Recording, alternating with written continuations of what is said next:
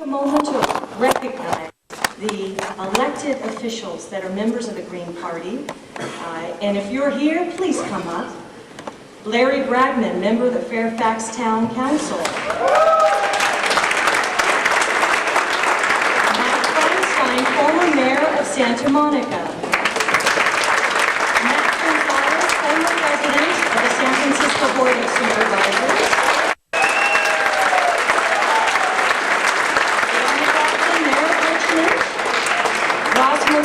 Member, San Francisco Board of Supervisors. John Rizzo, trustee, San Francisco Community College District. Bill Rocky, city council member of Oakdale. Mark Sanchez, president of the San Francisco School District. Lou Maine, council member and second-time mayor of Fairfax.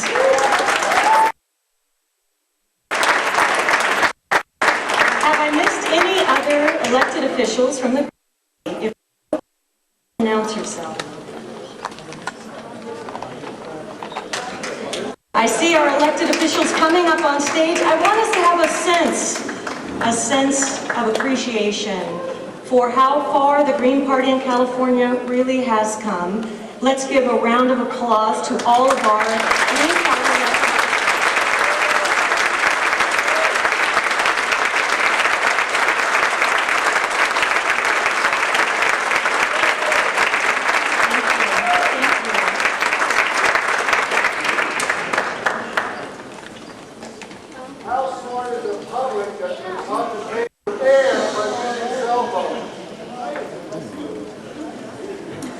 Just a reminder, Ralph Nader will be speaking after the next part of our program. We're going to hear from you, audience members, who wrote questions on little 3x5 cards, and Cindy Sheehan and Mark Sanchez have had a chance to go through those. They're going to move up a row. Yay! They're going to take turns and ask the panelists a question, and I'll be sitting in the back announcing who's going to respond. Just a reminder for our candidates, if there are questions specific to a candidate, that candidate will have 2.5 minutes each to respond. 2 minutes to respond, and 30 seconds for the remaining candidates to make a comment. If the question is for all of the candidates, each one gets a minute. Thank you, timekeepers, you're doing well. Ready for the next part? Let's start with you, Cindy.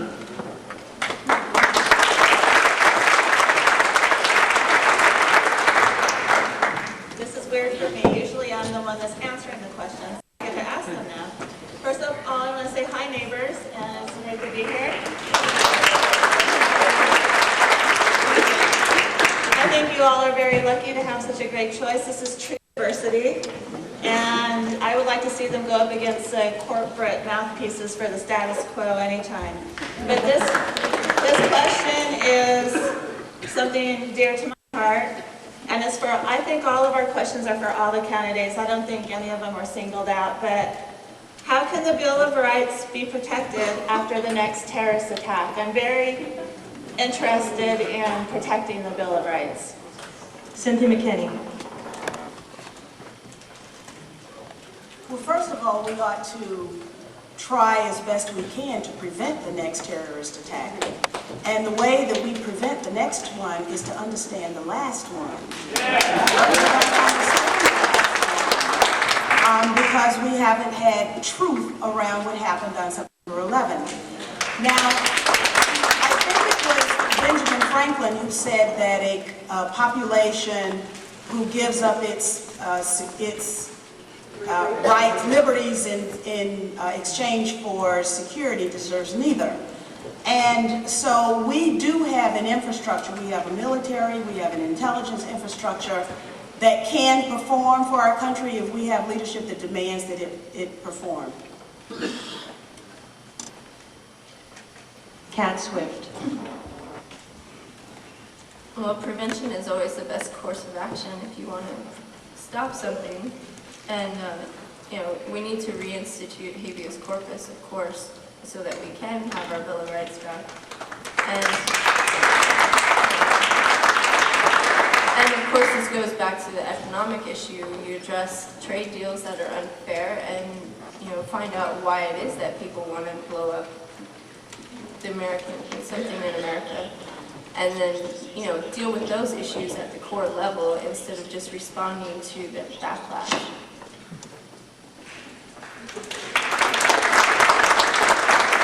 Jesse Johnson. Well, I come from a long line of police officers, actually. And first thing I would say, for what has been said before me here just now, is that, we're in this so-called war on terror. That's a war on a feeling.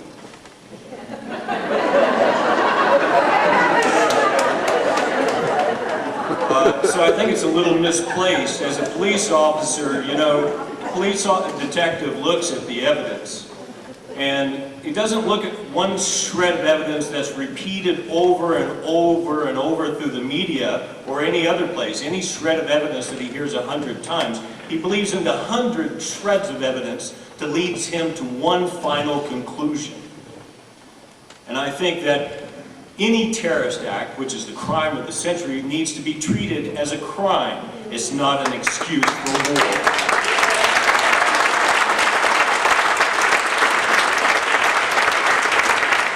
Jerry Paul. Ward Churchill is right. That's right. I couldn't stop there, right? But we have completely, and I got this from a panel convened by our dear Sister McKinney, where he spoke there. We have the polarities, I think he said, of the definitions completely reversed. What is being practiced in this country is terrorism against the citizens of this country. Those who are resisting that are engaged in counterterrorism, whether we agree with it or not. That is how we have to understand it. We have to understand that for many of us in this country, the relationship we have with the institutions is terroristic. We are preyed upon, whether it's by the police or the military, or whether it's by economic abuse, whether it's through unemployment. That is the terrorism waged against us. Until we build this party and this movement to deal with that, we cannot hope. Until the rights in the Bill of Rights, which have never been extended to everyone in this country, are in fact done so, I'm not really worried about preserving something after another counter-terrorist attack. Thank you. Fitness Clay. Yeah, I would echo what I'm already hearing, reinstitute habeas corpus. Really what we need are more forums like this, more real debates where these real issues are discussed. One thing you can do is get more people to register Green and support Green candidates, especially local Green candidates, because this is a long-range movement. So keep asking those questions. Don't be silent. Bear in mind, remind yourselves that war is terror, and that our government terrorizes ourselves, or at least tries to do so. Really take a stance. Get out there in every way you can, because our government is threatened from within, I believe, more than it is threatened from without. Thank you.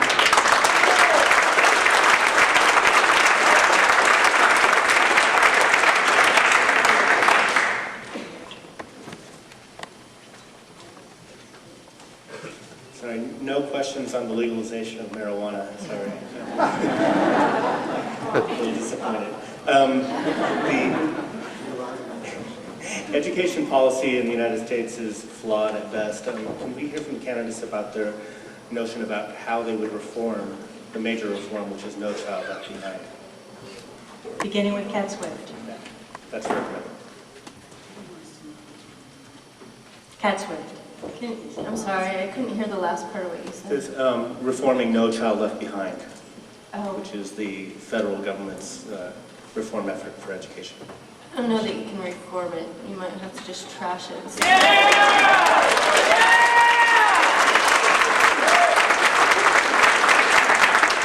Unfortunately, Mississippi is one of the few states that makes Texas look better as far as education goes. And basically what we're seeing is a lot of youth coming out of school who can't read. They're graduating from high school and don't even know how to read.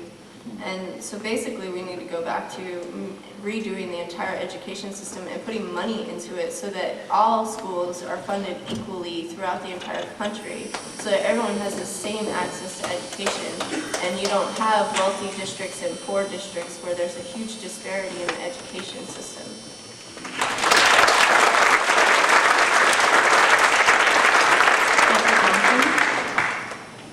Well, first things first, you brought up hemp there.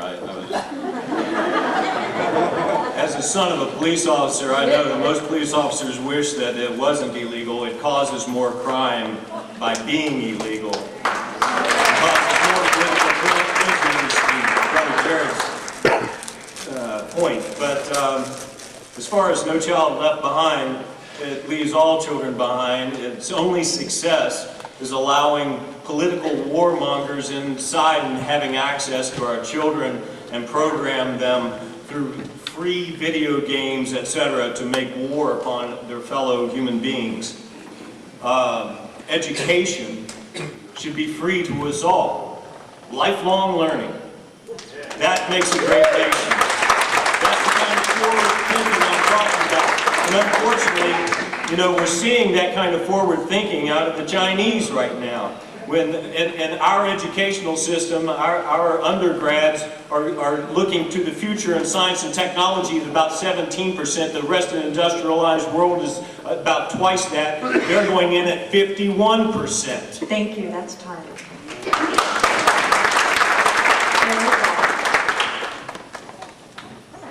Legalize all drugs.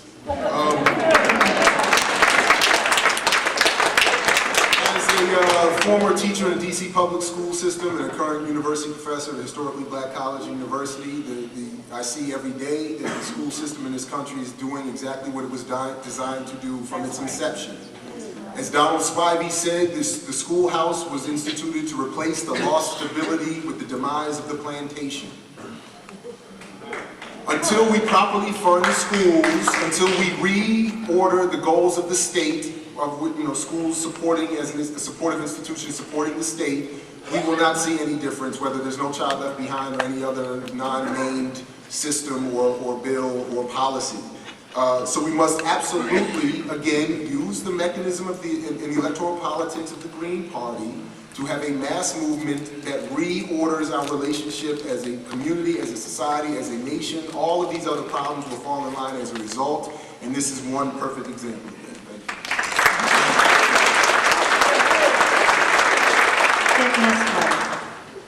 Redo the tax structure, increase teacher pay, support food programs so the kids don't go hungry so that they can learn better. Get away from forcing teaching to the test. I've been a teacher as well. Schools are based on the model of the factory. Going way back, that's what they are, as the factories. Teach critical, independent thinking, and these days, I would say teach skills that are more applicable, more language skills. Bring back art and music. These are critical.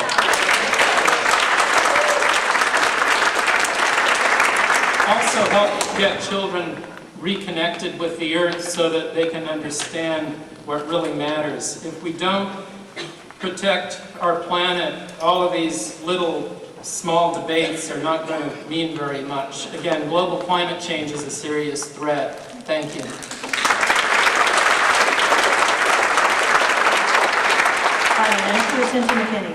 I've been playing with this little pen here. It's one of those little roll-out pens. And it's got our federal spending on it, and with the Pentagon spending at around $700 billion, can you imagine? And K through 12 education is like $38 billion. There's something wrong with that. And so obviously we have to put money into education. But of course, if we do the things that Kent just said, then there will be more people who are members of the Green Party.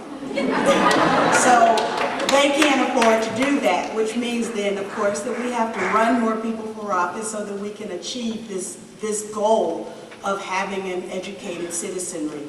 Finally, what I would say is that, you know, having been born in Georgia and raised in Georgia, we would always say, thank goodness for Alabama and Mississippi. And so now we've got children in other parts of the world who are saying, thank goodness for the United States. Our children must be equipped with the competition from the rest of the world. And in order to do that, we have to focus on education and lifelong learning. We have to do that. Thank you.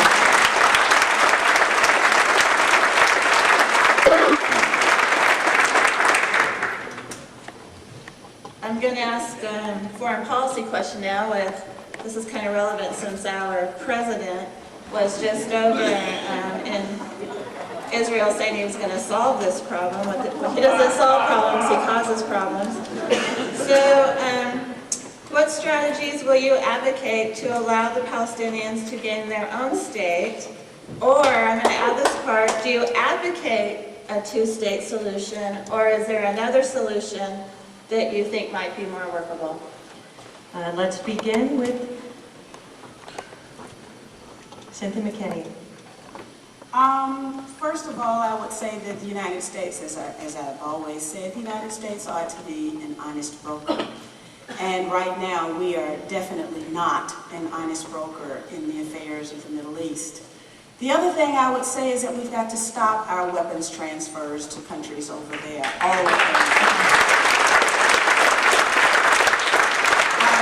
The idea of transferring nuclear-tipped bunker buster weapons, which was on the table at one point, and then they just decided, okay, well, we'll take the nuclear tips off, but we'll give these bunker busters to Israel. The idea of a missile defense, all of this is inflammatory.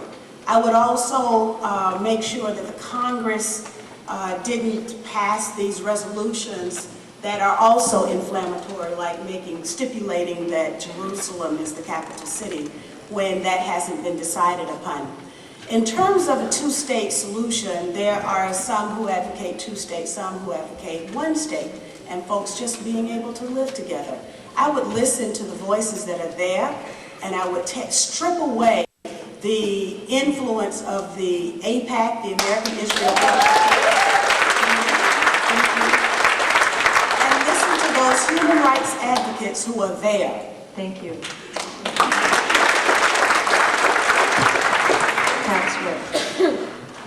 Basically, it comes down to finding out what is the key that's keeping us from finding peace in the Middle East. And a lot of this revolves around what Cynthia just said. I mean, we're not the UN. The UN exists to deal with these situations, but we've gone in and supplied military power that's continued the conflict, and we need to withdraw military support for not just Israel, but all other nations where there are dictators and civil conflict.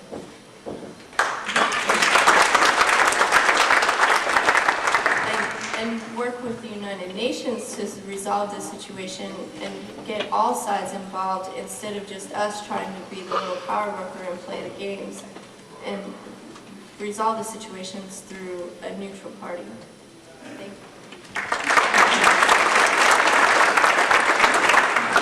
Jesse Johnson. First of all, those bunker busters were designed for aerial mountaintop removal in the Caspian Basin to put through the pipeline, oil and gas pipeline. The issue, and as far as Israel is concerned, I believe that a boycott of military financing is a good first step.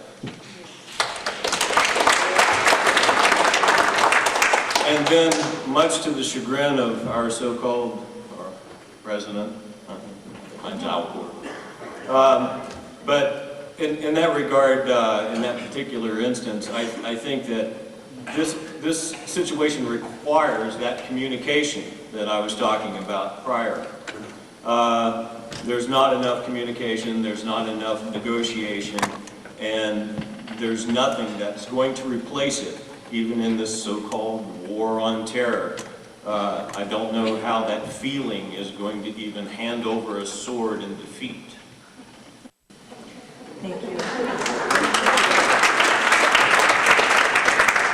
Jerry Paul.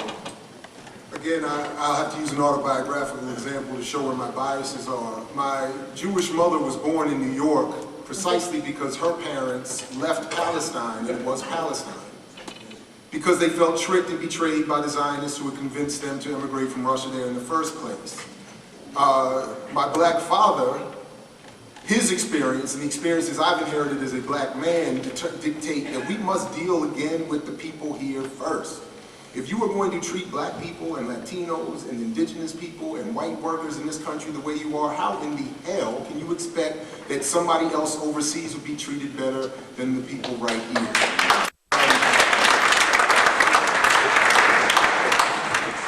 I would echo what Sister McKinney said. I would listen to the voices on the ground, take them into consideration based on my own political biases, and come up with a solution that way. I don't want to give pie-eyed, fanciful statements here as to what could or could not happen, but we need to again start here by redetermining, evaluating, and directing how we treat each other in this country before we can expect to have a positive influence anywhere else. Final answer to this question, Kent Mesplay. What's happening in Israel and surrounding regions is influenced by our military-industrial congressional complex. This is just one symptom in one place of a terrible foreign policy. And really, to get at the root of this problem, we need to have a true separation of powers. No simple quick fix is going to do it. We need to get business out of politics. War is big business. War is tremendously big business. I would say use diplomacy more. I agree. Politicians, statespeople need to listen. That's a key skill. I don't think there is a simple solution. I believe the Green Party leans more toward a single-state solution, asking that both sides get along. There are Green parties throughout the world, including Israel, and that, I believe, is not their policy. Thank you.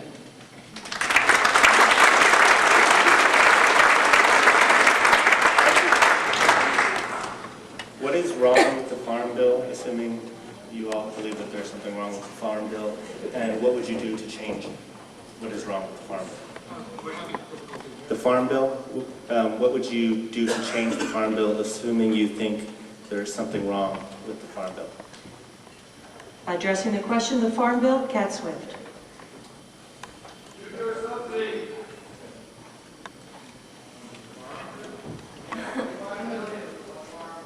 I'm actually not familiar with the details of the Farm Bill, but I've heard from farmers that it doesn't work. And so, I'm guessing the best way to do this is to get the small farmers together and hear what they have to say about fixing it and do those fixes. Because the corporate farmers are not, they're the ones that control how the Farm Bill is made. We know that. So we need to get the small farmers together and have them fix the bill and then just push that through Congress.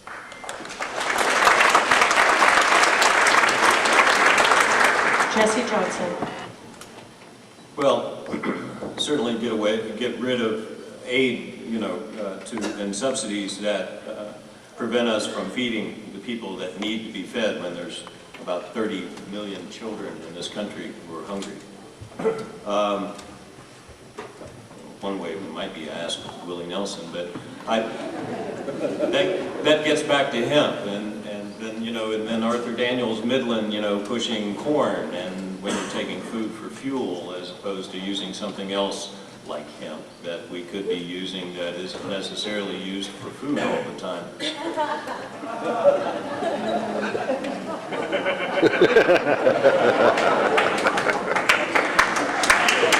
Yeah, good.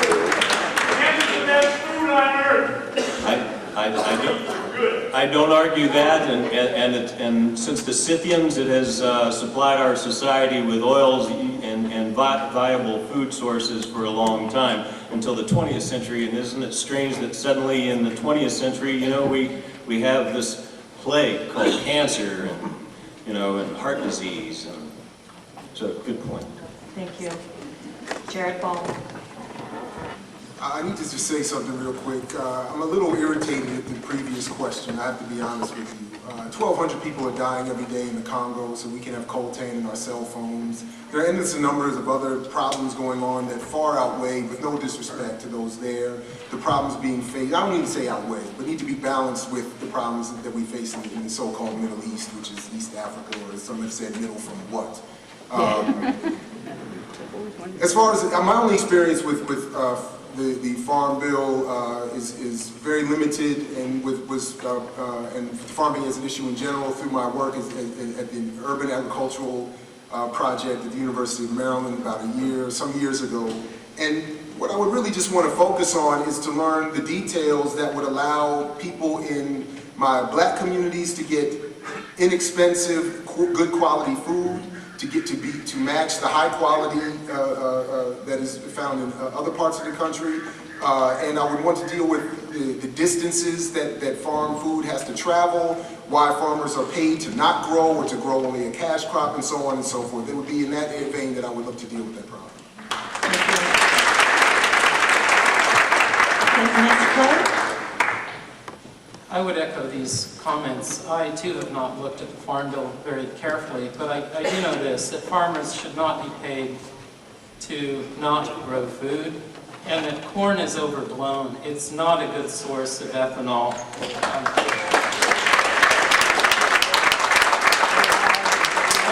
Of over 41,000 stock items in a grocery store, about a quarter of those products contain corn. Corn is vital to the food supply of the world. Corn started here. I thought some time ago how nice it would be, since there's so much government subsidy of well, foolish things, that it would be good to somehow pay Native Americans even some small percentage of what goes on with corn being such a hot commodity for all of the years spent in developing corn from Teosinte. Thank you. Final answer, but Senator McKinney. Basically, I did serve on the House Agriculture Committee, and basically was astounded at the corporate influence in our farming legislation and our agricultural legislation. So I would eliminate the corporate subsidies. There's so much money in corporate welfare. We need to eliminate that. I would strengthen the family farmer, because a lot of people talk about, the politicians, they talk about family farmers, but they don't really do anything for them. So I would strengthen the family farmers. I would also make sure that we had a program to encourage organic farming. I would also like to see in the Farm Bill some damages, money set aside for damages to the black farmers and other minority farmers who never really received money, even though the attorneys received millions of dollars, and they continue to receive millions of dollars for discrimination that USDA admitted to. I would eliminate genetically modified foods.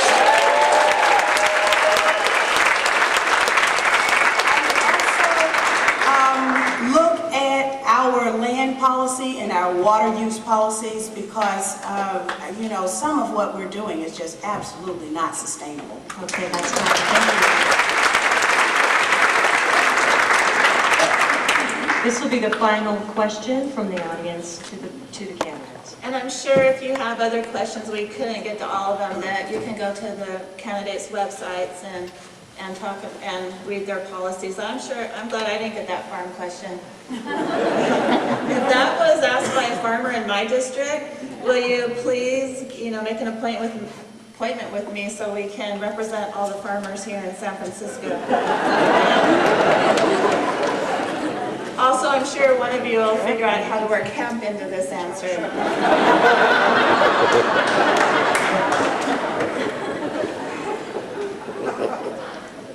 And I promised my friend Willie Nelson that after we solve this war problem, we will start working on the decriminalization problem. That's why he likes me so much.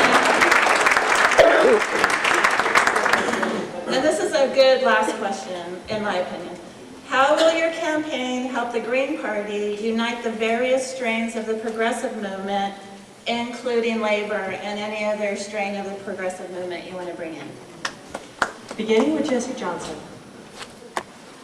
Well, I mentioned Blair Mountain before.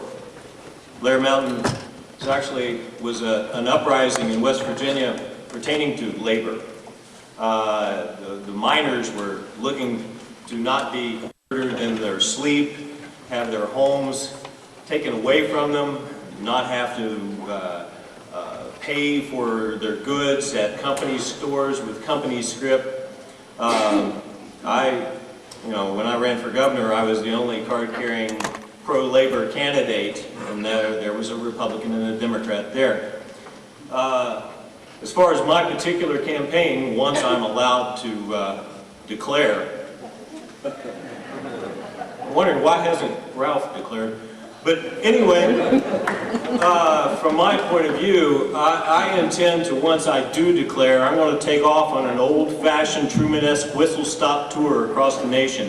And I'm going to contact all of the different candidates, local Greens growing everywhere across the nation, and let them come and meet the train, and we have the media there and use it as a party-building apparatus to put a green message across this land, and it will grow. Thank you.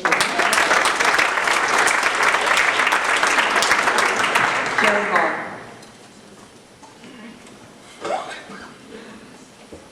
The work we've been doing, again through this capital resistance presentation that Hedrock and I have been doing for some years now, not always in this context, but most recently in this electoral political campaign process, has proven, whether we do this at a traditional hip-hop audience, which again is the most diverse audience in the world, or whether we do this for, as we did recently, for a majority white working class older male audience, once we lay things out, as has been mentioned, as to what the problems are, how we can deal with them, and offer people the option and the alternative. Again, why we're involved, why I got involved, why Hedrock and I got involved from the beginning, was to help build this party, was to help build an electoral political option for all the progressives, and we want to lay a challenge out to them. Again, we don't believe in voting for evil, period. If you are progressive, if you want change, you cannot keep going back to the same mechanisms that brought us back here in the first place. And we now have an option for you. So be progressive and be proud to be progressive and stop pumping up, basically. Come on, get down with us.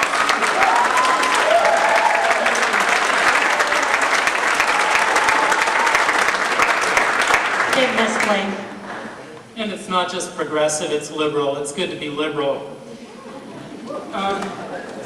I'm a member of Service Employees International Union. I have been since I started working as an air quality inspector at the Air Pollution Control District. So in part the response is just by modeling behavior. I believe that unions have their place. My grandfather worked in a steel mill, and on his second last day of work he died, and my grandmother lost the entire pension because of that technicality. So, what I'm doing already is I'm running a serious campaign. I'm running an apologetic campaign. I'm saying it's good to be green. These are times for green solutions. These are times that green issues are coming to the forefront. So complementary or alternative medicine also is in need of support. And of course alternative energy, which factors very strongly into developing true national energy independence and regional security as well. Thank you. And remember, register people green and be proud. Thanks.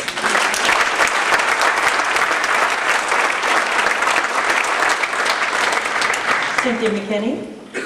If there's one plea that I have, it is to please unite the party.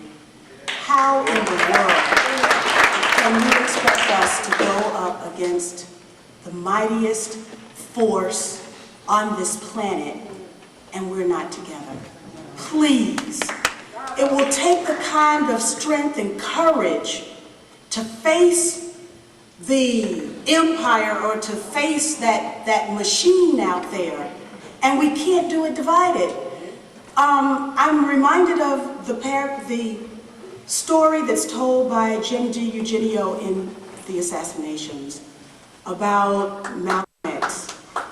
On the day that Malcolm X was murdered, he received a phone call from perhaps FBI agents, because it was no secret that the United States government wanted him dead.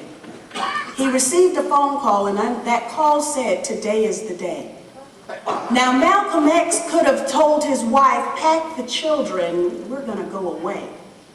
But Malcolm X kept his date at the Audubon Ballroom. He told his wife, "Pack the children, I want them there." And so what we're doing is very serious. This is not a joke. This is talking about starting a movement in this country. And you can't do it if this one doesn't talk to that one and this one doesn't like the other one. So please, I have never seen anything like I have seen in the Green Party. So when I ask my constituents, people who support me, to come and join this, I want to be proud of what I've asked them to join. So please, come together. That is my commitment.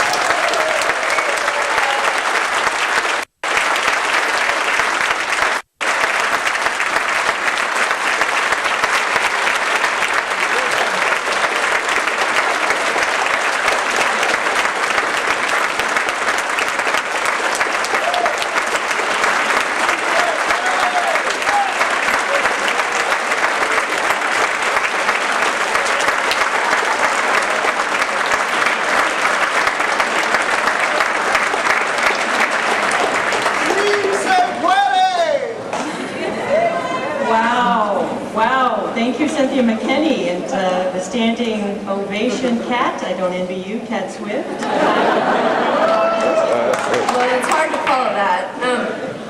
But you know, I mean, but it does come back to what I was going to say, is you can't bring in labor and the American Indian populations and various other groups of people when people in the party haven't dealt with their own issues of racism, haven't dealt with their sexism, and you know, rabid veganism is, you know, there's a lot of issues that we didn't work on.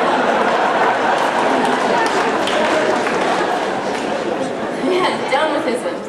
But really, you know, when it gets down to it, go out and talk to people, they're going to be united by the fact that we're speaking the truth about what's going on. We're not politicians, we're not doing the political speak and talking around the questions, we're actually answering the questions. And that appeals to voters. That's how I ran my city council campaign, and that's why I ended up 30% of the vote. It's because when you speak the truth to people, they will come and they will vote.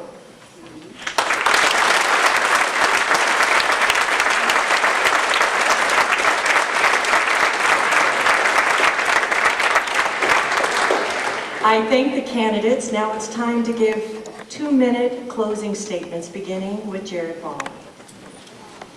First of all, thank you all for coming. I want to again thank my colleagues. I want to thank publicly my wife and my mother and my campaign staff and crew. Like Ken said, we've been running a very serious and unapologetic campaign, which is proven difficult, quite honestly, for some of the reasons mentioned up here and some that need not be spoken about publicly. We were thinking a lot about how we would close our portion of this discussion. It's not really a debate, it's a discussion among colleagues and comrades, and at least as I'm sure we all see this. The reason that I and my colleague, I mean Suzette Gardner, Todd Burrows, Malik Rowe, of course Head Rock, Anita Rios, a co-campaign manager, much love to Mama Anita who couldn't be here today. The reason we got involved was because of what we've been saying all day today, that we need to build an alternative movement. We need to come together on the basis of these shared politics, take certain risks, and in the light of the risks that have been mentioned here in the name of Malcolm X and Dr. King, simply voting for Green or a Green Party candidate is not really a risk. It is a simple, basic step that any progressive, concerned citizen in this country would take. This is the only electoral political option.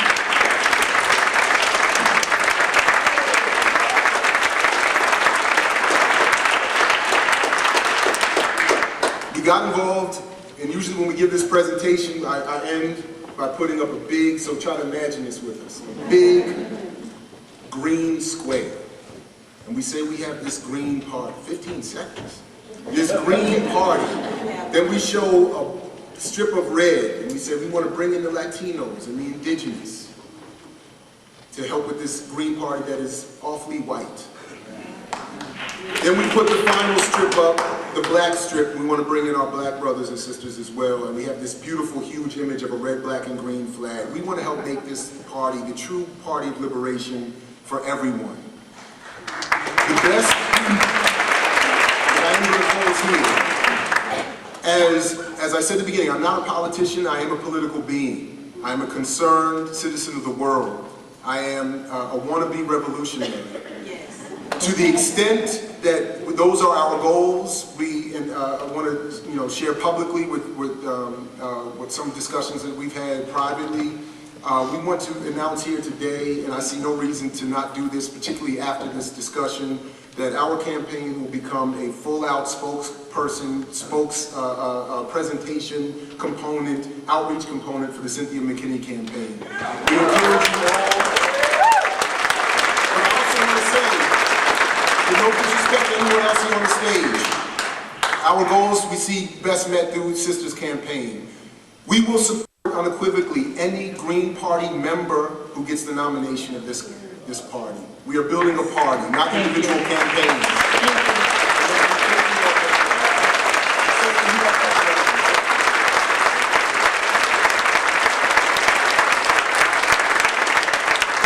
Statement by Kent Mesplay. After governmental responses to the after effects of Hurricanes Katrina and Rita, it is apparent that we cannot wait for Uncle Sam to bail us out. In parallel with improving government to be more useful in times of crisis, we must prepare ourselves. I do not consider myself a politician, and sure, maybe there's a little denial involved, but I see organizing politically as a way to effect great change in a short period of time. In the Green Party, the party with fresh ideas, lacking the obstacles to change that are found in the entrenched parties, one can find one's place rather quickly so that the skills and abilities are appreciated and used to build real, serious, lasting change. Beyond preparing for a 3-day crisis brought about by earthquake, fire, or flood, Greens are concerned with the long emergency, the slower cyclic changes that sneak up on us with unexpectedly long droughts, by other environmental stressors, by regional changes that go largely unnoticed by our business-as-usual politicians, corporations, and major media. The oceans are grossly overfished. Most of the large fish are gone, having been taken down to a fraction of their former populations. Marine environments look shockingly destitute to the old-timers who dove many years ago and now find themselves looking at mere remnants of underwater beauty. Old-growth forests are still under siege. The Democrats aren't doing enough, folks. Just register people green and make sure you vote green. I've got more I could say, but that's what it comes down to. Thank you.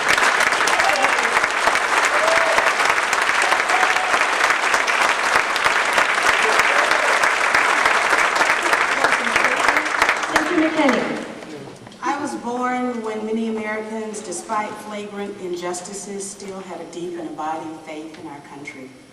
People living overseas still believed that the United States was a beacon for liberty and freedom from oppression. There was an unshakable belief that the United States could become all that our dreams wanted it to be.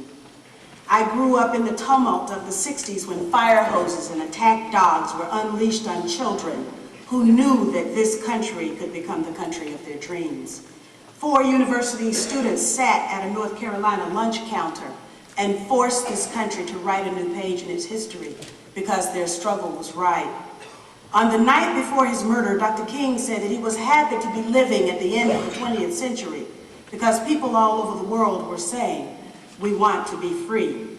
Now people have their eyes riveted on this country because the cries for freedom were heard in Haiti, Cote d'Ivoire, Venezuela, Ecuador, Bolivia, and Nicaragua.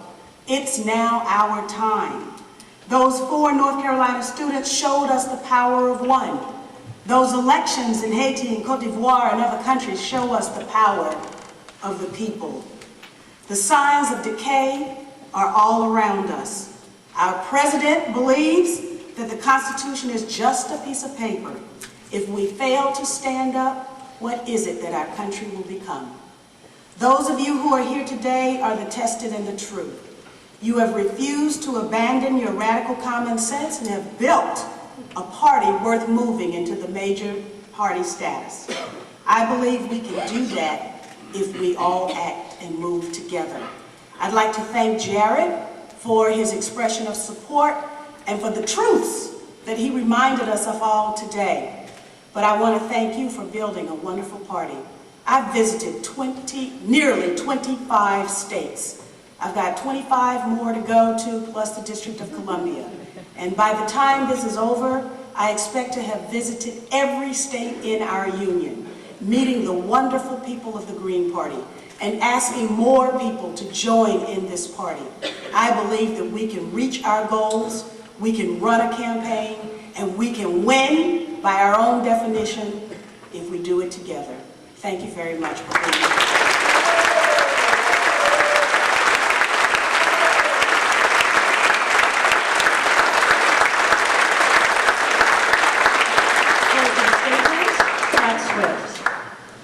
Thank you all for coming. It's great to see that we've almost filled this place. I wanted Greens to have choices on the ballot, and I'm really happy that we have 5 candidates who are all competent, credible people who anyone can get behind. And my hope is that we all bring in our own constituents, because we're all going to appeal to different types of people. And when it comes down to the nomination, whichever of the 5 of us get that nomination, then all of our support goes behind that one person. And that's how we build the momentum to bring about the change and the election of a Green Party presidential candidate. And on down the line from there, because as we get ballot access for the presidential races, that means everyone on down all the way to Justice of the Peace can get ballot access and get elected. Because we all know that the more Greens we get elected, the more likely things are going to change for the better. And all the things we've been talking about here are going to come to pass. And we need to get moving and get people registered and help out states like Arizona who are almost done with their ballot access and need lots of help. And then move on to the other states. Georgia is still trying to get ballot access. Georgia's going to get ballot access. Texas is coming up in mid-March. They're in New York, Pennsylvania, and we need to help all of these parties. Just because you live in California doesn't mean you can't help. And so we need to get out and get people registered, and we need to get on the ballot in every state so that we can get our presidential candidate elected in November. Thank you.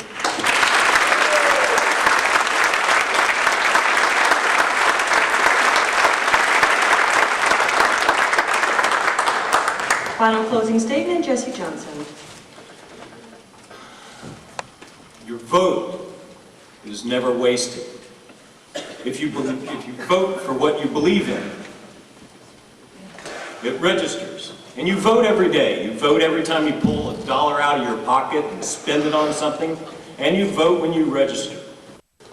I'm not doing this for myself, or for my family, or for the Mountain Party of West Virginia and the mountains that I love and the source waters for 3/4 of the water, what little potable water there is left on this planet that comes from the Appalachian Mountain Range. I'm not doing it for the Green Party. I'm doing it for the hope and vision of a nation and our planet. I don't do it for a flag. I do it for this. This is who we are. It's the Constitution. That GD piece of paper George talks about. You know, like I said, I wasn't really wanting audience participation in here. I want it out there You know, it kind of reminds me of something I read in Benjamin Franklin's autobiography. He talked about the speckled axe. There was a guy who had this axe, and he brought it to the local blacksmith, and he wanted the whole axe to look just like that edge, real shiny.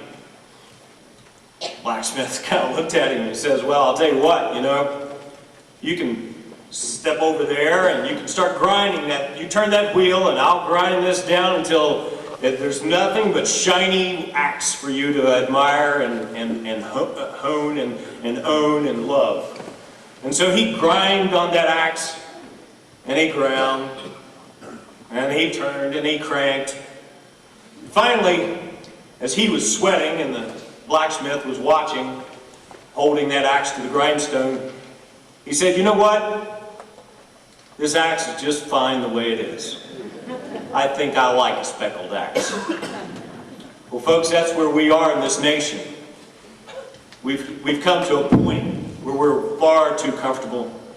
We have to give up some of our cell phones or whatever and get back to a sustainable lifestyle in a sustainable world with a sustainable nation.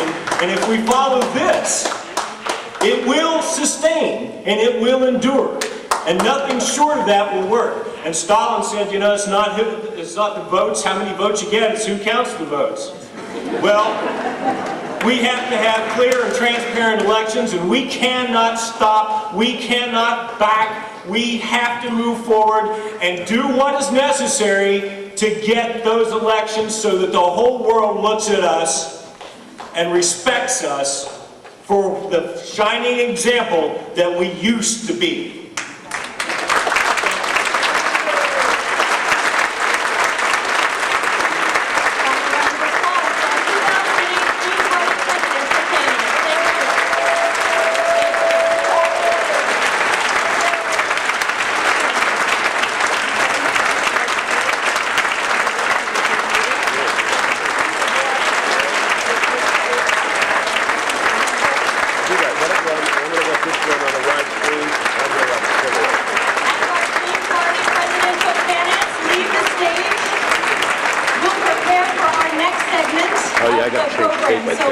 Please, you can exit the stage over here. We'll get all set up for the final.